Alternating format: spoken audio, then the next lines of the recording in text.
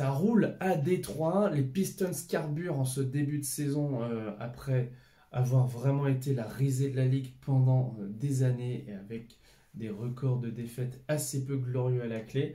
On a un nouveau coach, JB Bickerstaff, qui est arrivé, qui vient donc des Cleveland Cavaliers et qui a apporté, je pense, un semblant d'unité, de cohérence à ce groupe.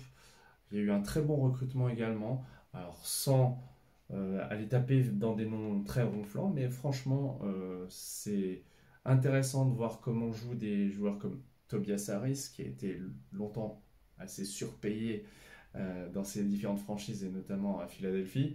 Là, il est arrivé, et cette année, l'ancien numéro 1 de draft, Kate Cunningham, a aussi confirmé. Commençons par lui, hein, d'ailleurs, parce que c'est quand même le leader et le All-Star de ces Detroit Pistons. Je crois que le dernier All-Star, ça devait être Blake Griffin. Donc ça commence à dater un petit peu. Alors, on est à 25 points, 9,4 passes. Ça, je pensais pas que c'était autant. Donc c'est vraiment un des top passeurs de la ligue. Mais aussi 6,3 rebonds. Donc franchement, un joueur très complet qui a réalisé, sans surprise, des triples-doubles. Qui est vraiment de plus en plus à l'aise. Il est presque à une interception et un contre de moyenne par match. Bon, il perd encore 4 ballons, donc c'est un petit peu son point faible. On le sait, et peut-être que ça va un petit peu s'améliorer. Il y a eu un blessé, malheureusement, ça fait très très mal cette fracture. Jaden Ivey qui était bien parti, il était à 17,6 points de moyenne, donc un ancien top 5 de draft qui depuis 2-3 ans prend ses marques en NBA et là qui était en train un petit peu d'exploser. Mais heureusement, il y a des... Donc, je pense qu'une clé pour Détroit, c'était de recruter des joueurs expérimentés, capables d'assurer, qui avaient déjà eu des responsabilités, comme être starter, sans être une option prioritaire dans des équipes plus performantes.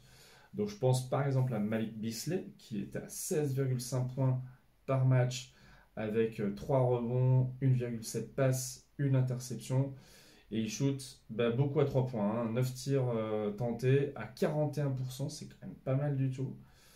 Je regarde Cunningham, il est à 35%, ce qui n'est pas encore extraordinaire, mais vous lui rajoutez 2-3% et ça va le rendre vraiment injouable. On a aussi donc Tobias Harris qui a 32 ans, donc encore quelques belles années devant lui, capable de scorer toujours 13 points, c'est pas énorme, mais toujours dans un rôle complet, 13 points, 6 passes, 6 rebonds, 2 passes, 1 contre 1 et une interception. Un joueur qui prend plutôt soin du ballon, hein, seulement une balle perdue, tout comme Malik Beasley. Alors il faut dire que ce sont plutôt des joueurs qui sont là pour finir les actions, tout comme Tim Hardaway Jr. qui a 32 ans et qui lui shoot aussi pas mal à 3 points. Il a 37% cette année et 10 points de moyenne. Pareil pour Jalen Duren. Alors moi c'est un joueur que j'avais beaucoup apprécié dès sa saison rookie. Un pivot qui n'est certes pas très talentueux pour tirer de loin, mais un pivot un peu à l'ancienne, qui va chercher des rebonds, qui va faire des doubles-doubles. Hein. Il est exactement à 10,8 points, 10,2 rebonds. Il distribue 2 passes et demi, 1 contre 0,2. C'est le meilleur contreur de l'équipe avec Isaiah Stewart. On a aussi le phénomène athlétique Ozar Thompson qui vraiment étonne par ses qualités surréelles parfois. 9,3 points, 5 rebonds, 2 passes et un piètre 22% à 3 points. Alors ça fait mal. Mais bon, il tente sa chance une fois par match. Voilà. Le reste du temps, il est quand même à 55% en adresse globale. Donc voilà, on a des joueurs qui sont là, plus quelques seconds rôles comme Simone Fontecchio, le rookie aussi Ron Holland et Marcus Sasser qui est un jeune point guard qui est capable de remplacer Cunningham sur des petites séquences. Donc moi je trouve que ces Pistons, ils font plaisir à voir parce que quand on a une équipe qui a galéré pendant autant d'années, franchement les voir dans la moitié supérieure du tableau, c'est assez inattendu. Et ils sont même dans la lutte pour se qualifier directement pour les playoffs.